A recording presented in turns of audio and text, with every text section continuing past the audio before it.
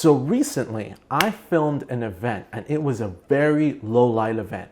And this event was just a dance recital that was filmed in a very dark kind of setting because the mood of the lighting was really to feature like characters and the dancers in silhouettes. Now I've done this type of video for them before, so I knew what to expect and I knew it would be a low light situation. But then think about it. Why would I bring a 4/3 sensor to something that is already a low light situation to begin with? I'll talk you through it, and I'll also show you a trick where you can film in really low light and get clean looking footage off of these smaller sensors. Hello, my name is Magnus, and if you're new to this channel, I like to talk about DSLR and mirrorless cameras specifically for video. So if you like that type of stuff, consider subscribing. Now let's get to the point. I showed up to this event with two cameras, a full frame camera and a micro 4/3 camera. Now the full frame camera is my Canon R5, and that was set up on a tripod recording in 8K for the entire performance.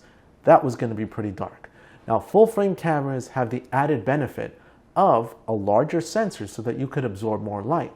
However, with performances and dance recitals and events like that, there's one thing that you have to consider, and it's the fact that even though you have that larger sensor, you have to turn down your aperture. Now why is that? Well, because you have to have the dancers in the front and the performers in the back all in focus. And if you have your aperture wide open, taking advantage of the larger sensor, you will not be able to get everyone in focus, and with the constant fast movements, it's just not going to work out. So I set the Canon R5 to f9. And what that does, sure, it works great to get everyone in focus, but then it blocks out so much light in an already dark situation. So then what could I do? Well, obviously I can't change the shutter speed because it's got to be double the frame rate to make movements look natural. So I turned up ISO. And ISO would of course increase noise.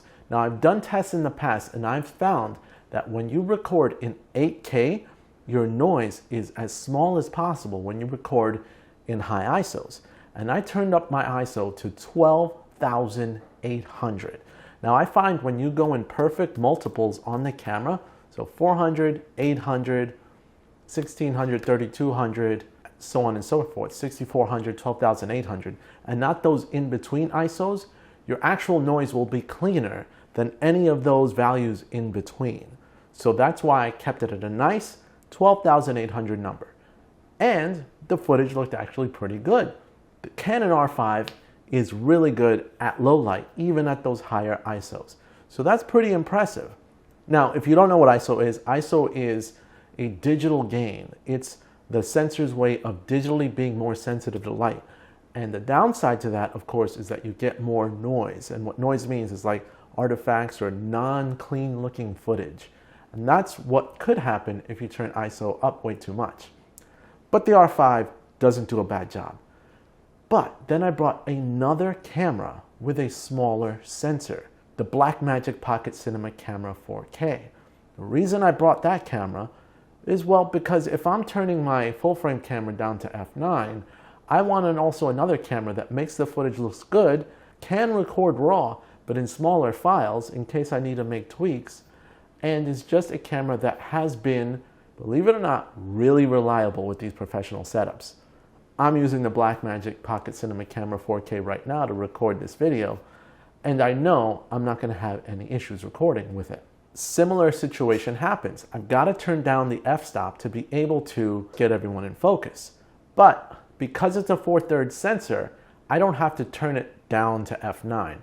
I put it at f5.6, which if you double that, it's almost equivalent to an f11. So I was able to film the whole thing and make sure I have everyone in focus. But what was the ISO on the Blackmagic?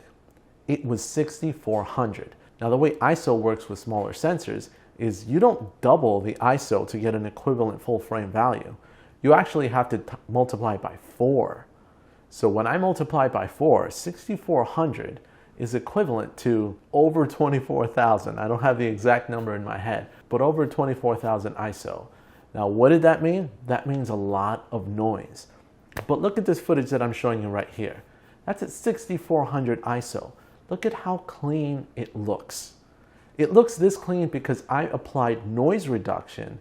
I actually got Neat Video. I downloaded that. That's a plugin that you'd have to purchase. But with Neat Video, I was able to clean up that noisy footage from this to this, to a point where that setting, which is actually a worse, more noisy ISO setting than when compared to the Canon R5, and I was able to get the footage look cleaner than a Canon R5 footage. With that noise reduction, it's not as sharp as it would have been had I not done the cleanup or recorded with more light, but it's still presentable to a client. It's still very usable.